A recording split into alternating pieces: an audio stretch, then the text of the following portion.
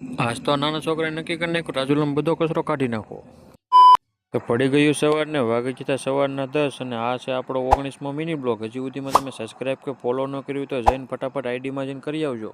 કાલ જતા મવાના આસપાસ જવાનું છે રાજુલા. ઝાઝા દિવસ પછી ગામમાં આવ્યો તો ખબર પડી કે ભાઈબંધને તો નવી દુકાન નાખી દીધી. થઈ ગયો ભાઈબંધ બાબલા જેવો તૈયાર ને અમારે બેને જવાનું છે રાજુલા.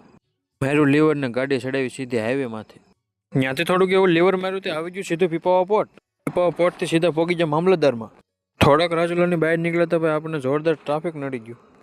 રાજુલા તો ભાઈ અમે પોગી જતા પણ ત્યાં જઈને ખબર પડી કે જે મેન વસ્તુ લાવવાનું હતું એ તો અમારે ઘરે જ ભૂલાઈ ગયું એટલે અમે રાજુલાથી રિટર્ન પાછા જઈએ છીએ હવે ઘરે. ઘરેથી રિટર્ન આવતા હતા તો ભાઈબંધ હતો તો ભાઈબંધને રસ્તામાંથી ઉઠાવી. ટ્રાફિક તો અમારી વાહે પડી ગયું. જાતા વખતે નડ્યું આવતા વખતે નડ્યું.